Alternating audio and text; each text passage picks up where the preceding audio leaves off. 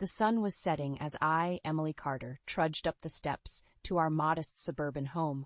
The weight of the grocery bags in my arms was nothing compared to the heaviness in my heart. At 29, I had imagined my life differently, but here I was, about to face another evening of scrutiny. As I pushed the door open, the familiar, sterile scent of our living room greeted me. Mark was sitting at the dining table, his back straight as an arrow, his eyes fixated on some papers. He didn't look up as I entered. "Mark, I'm back from the store," I announced, trying to keep my voice steady. He glanced up, his eyes immediately falling on the bags in my hands. "Show me what you bought, Emily." His tone was casual, but it carried an undercurrent of command that set my nerves on edge. I hesitated, then placed the bags on the table. Mark began to rummage through them, his brows furrowing with every item he inspected. "We don't need this," he said, discarding a pack of cookies. "Or this," he added, tossing aside a small bottle of scented hand lotion I had bought for myself. I watched in silence, my heart sinking. These were little joys I allowed myself, tiny indulgences in a life that had become increasingly devoid of them.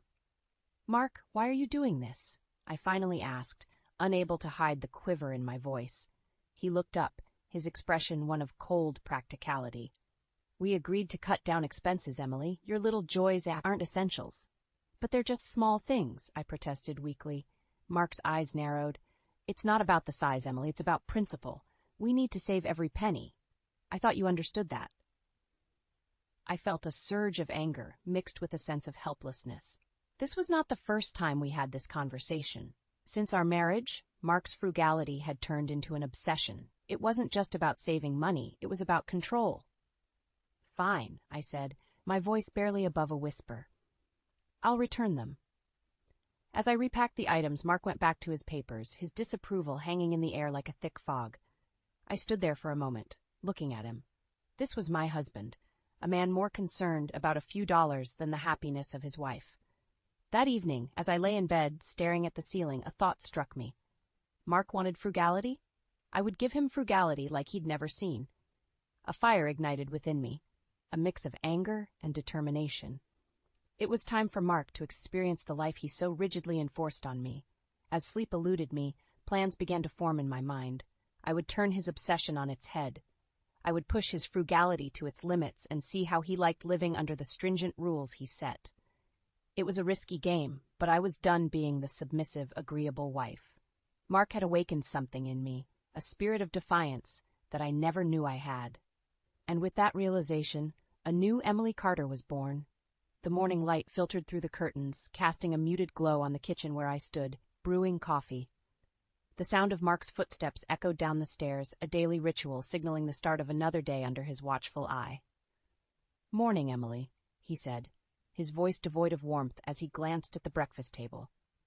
"Good morning, Mark," I replied, keeping my tone neutral. He sat down, surveying the modest spread of toast and scrambled eggs. His eyes, sharp and calculating, missed nothing. The tension in the room was palpable, a silent war waged at the breakfast table. As Mark ate, his critique began. "You used 3 eggs, we agreed on 2 per meal. And why is there butter on the toast? We need to cut down on luxuries." I clenched my fists under the table, forcing a calm response. "I thought a little change would be nice. I'll remember next time." Mark's gaze was unyielding. "Change is unnecessary. We have a budget for a reason, Emily. You need to stick to it." The meal continued in strained silence. I watched Mark, a mix of resentment and weariness building within me. This was the man I married, a man whose love for numbers and budgets overshadowed everything else, including our relationship. After breakfast, as Mark left for work, he turned to me, his expression stern. "Emily, I expect you to clean the house today. Make sure you do a thorough job." I nodded, biting back a retort. The door closed behind him, and I was left alone in the silent, orderly house that had become my prison. As the day progressed, I cleaned with robotic precision, my mind replaying the years of our marriage. Mark's controlling behavior had gradually escalated, turning our home into a place of rules and restrictions. His obsession with saving and cleanliness overshadowed any semblance of joy or spontaneity. In the midst of my cleaning, I stumbled upon an old photo album. Flipping through it, I saw pictures of a younger, happier us. The contrast between those carefree days and our current life was stark. Where had things gone so wrong? That evening, as Mark returned, he began his usual inspection of the house. "The windows aren't clean enough. There are streaks," he said, his tone accusatory. I followed him, my heart sinking with each criticism. "I cleaned them twice, Mark." He shook his head, disappointment etched on his face. "Not good enough. You have one job, Emily. It's not that hard." His words stung, a reminder of how little he'd me. I was more than a housekeeper, more than a budget manager. I was a person with dreams and desires, all of which had been suffocated under Mark's relentless need for control. As Mark continued his scrutiny, I knew something had to change. I couldn't live like this anymore. The time for subtle defiance had passed. It was time for bolder actions, time to show Mark the consequences of his unyielding nature. That night I lay in bed planning. Mark wanted a perfectly budgeted, spotless house. I would give him exactly that, but not in the way he expected. The seeds of my plan were taking root, and soon Mark would see just how far his frugality could be pushed. The day was unusually warm, the kind that heralded the end of spring and the onset of a scorching summer. I was in the midst of preparing dinner when my phone buzzed. It was Mark, and his message was curt, "Bringing a friend from work. Be prepared." My heart sank. Not only did this disrupt the carefully planned budget meal, but it also meant catering to an unexpected guest, with Mark's critical eye watching every move. As I scrambled to adjust the meal, I couldn't help but feel a surge of resentment.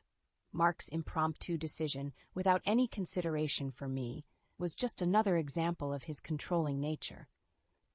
The doorbell rang, and I took a deep breath, bracing myself. Mark entered with his colleague, a sharply dressed man named Brian. Introductions were made, and I forced a smile, playing the gracious hostess. Dinner was a tense affair. Brian, oblivious to the undercurrents, praised the meal. Mark, however, had a different agenda. "Emily could have done better if she had more time," he said, a hint of condescension in his voice. "She's still learning to manage the household efficiently." I felt a flush of embarrassment. Mark's words, thinly veiled as constructive criticism, were a public indictment of my capabilities. The humiliation stung, fueling the fire of rebellion within me. As the evening wore on, Mark's critiques grew more pointed. "Emily, why is the living room so cluttered?" he asked, gesturing at the minimal decorations I had put up. "Cluttered," I echoed, my voice a mix of surprise and indignation. "I thought it looked nice." Mark shook his head, his tone patronizing. "You need to understand the difference between decorating and cluttering, Emily. A clean, minimal space is more appealing." Brian, sensing the tension, tried to lighten the mood, but Mark's domineering presence overshadowed his efforts. After Brian left, Mark turned to me, his expression one of disappointment. "You could have done a better job, Emily. You need to be more organized and efficient," he said. His words were the final straw.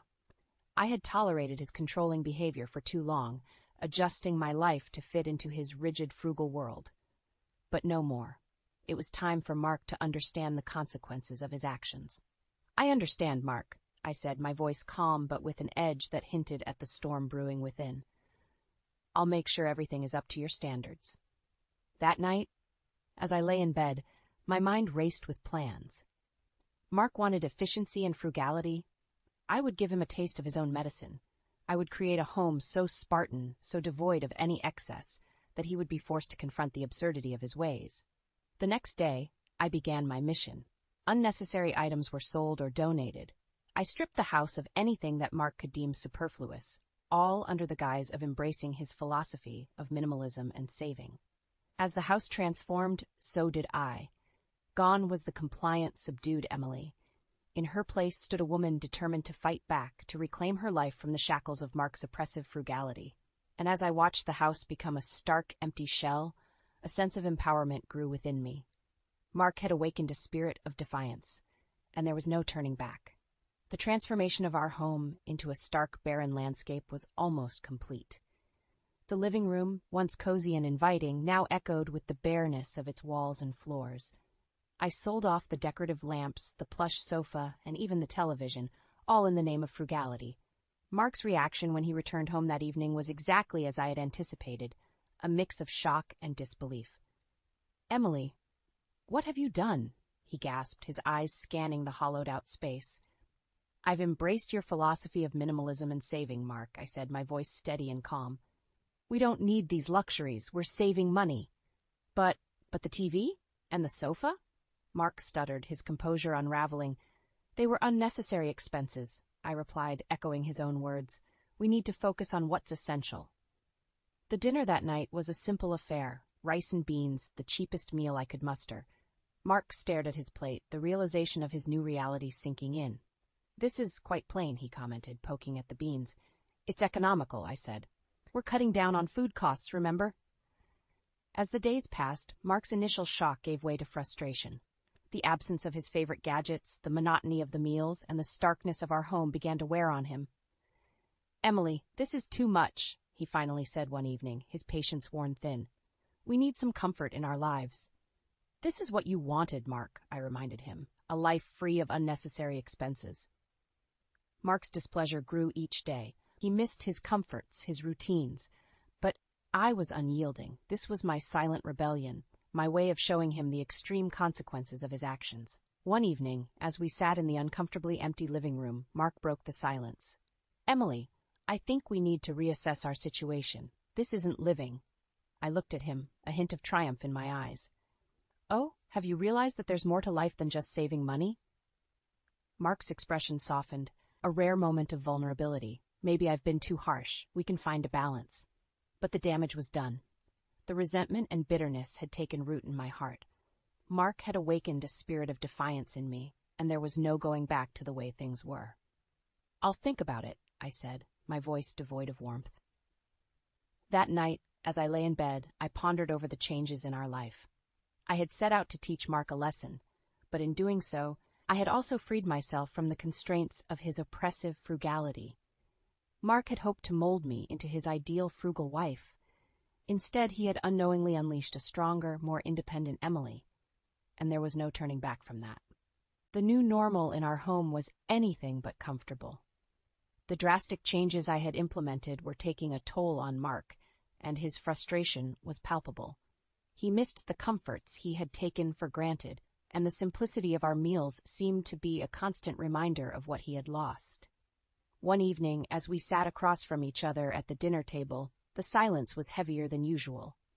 Mark pushed the beans around his plate, his appetite clearly affected by the lack of variety.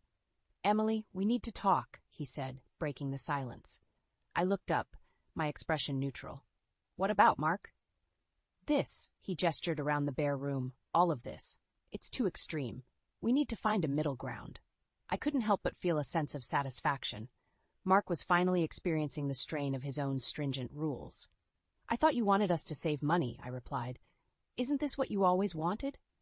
It was, Mark admitted, but not like this. Not at the cost of our comfort and happiness.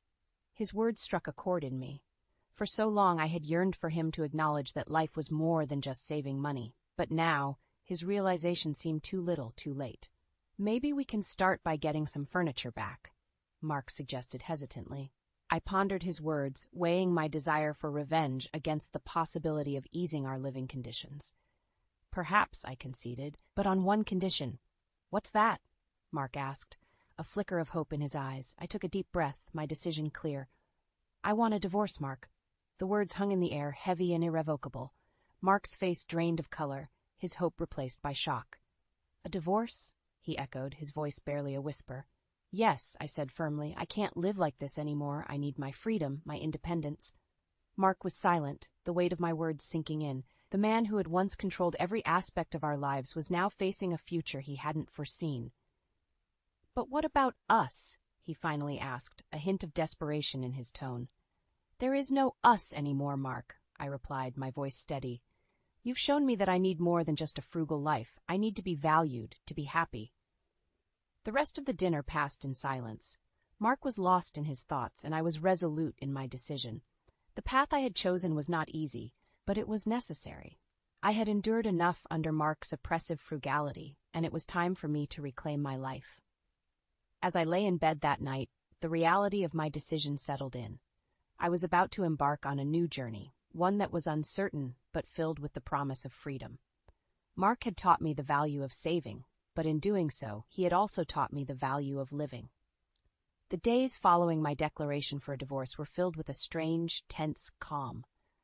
Mark, once the unyielding enforcer of frugality, now seemed like a shadow of his former self, his usual criticisms and commands noticeably absent. One evening, as we sat in our sparsely furnished living room, Mark broke the silence that had become our constant companion. "Emily, I've been thinking a lot about what you said," he began, his voice tinged with regret. "I realize now how much I've hurt you, how my obsession with saving has cost us our happiness." I looked at him, surprised by his introspection. "I'm glad you understand, Mark, but it doesn't change how I feel. I need to move on." Mark nodded, a resigned look in his eyes. "I won't contest the divorce," he said quietly, "but I want you to know I truly regret not seeing how my actions affected you." His words, sincere and filled with remorse, gave me no pleasure. Instead, they served as a reminder of what our marriage could have been if things had been different. The divorce proceedings were straightforward, yet each signed document felt like a closing chapter of a book filled with complex emotions. I was gaining my freedom, but the path was lined with remnants of a life that could have been.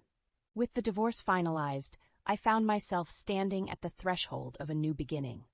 The house, once a symbol of Mark's stringent rules, was now mine to reinvent. I started slowly, adding small touches that reflected my tastes and personality. But the biggest change was within me. The years of living under Mark's control had instilled in me a sense of determination and resilience I never knew I had. I took up a job at a local bookstore, a place that had always brought me peace and comfort. It was a modest beginning, but it marked the start of my journey towards self-reliance. As I settled into my new life, I often thought about Mark.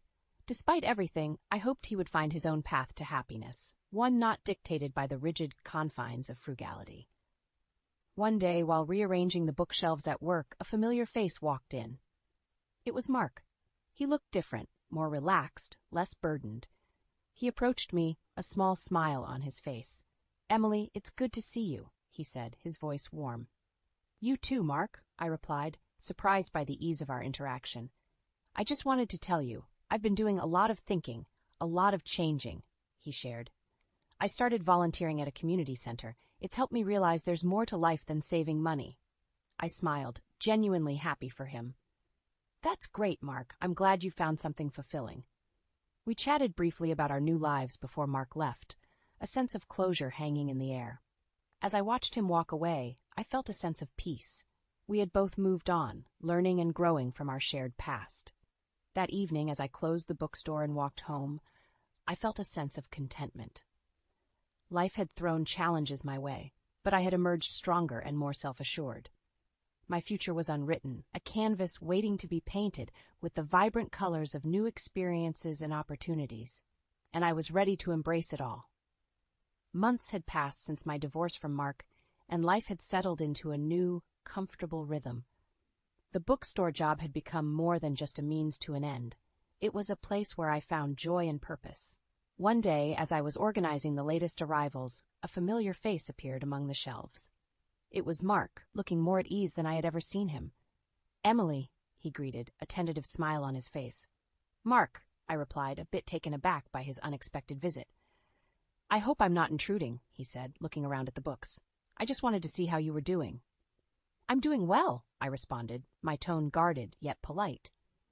"And you?" "I've been better," he admitted. "I've been doing a lot of thinking since our divorce, about how I treated you, about everything."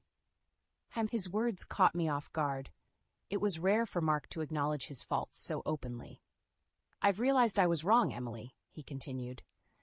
"I was so focused on saving money that I lost sight of what truly mattered. I lost you." The sincerity in his voice was unmistakable, but it did little to stir the old feelings I once had for him. Too much had happened, too much had changed. "Mark, I appreciate your apology," I said, choosing my words carefully. "But I've moved on. The life we had together is in the past." He nodded, a look of understanding crossing his face. "I know, and I'm not here to ask for a second chance. I just wanted you to know that I regret my actions. You deserved better." We talked for a while, reminiscing about the good times and acknowledging the bad. It was a conversation that brought closure, a final acknowledgement of our shared history and the separate paths we were now on. As Mark left the bookstore, I felt a weight lift off my shoulders. It was the closing of a chapter, the end of a story that had shaped me in ways I never expected. Standing among the rows of books, I realized how far I had come, from the timid, subdued wife to a woman who had reclaimed her independence and strength. The journey hadn't been easy, but it had been necessary. I closed the bookstore that evening with a sense of accomplishment and optimism. The future was mine to write, a blank page waiting to be filled with new stories, new experiences. As I walked home under the starlit sky, I thought about what lay ahead. There would be challenges, of course, but I felt ready to face them. For the first time in a long time, I was truly excited about what the future held. Life had taught me that change was inevitable, but it was how we responded to that change that defined us. I had chosen to rise above the struggles, to forge a path that was true to who I was. And as I turned the key to my apartment, stepping into a space that was entirely my own, I knew that the best was yet to come.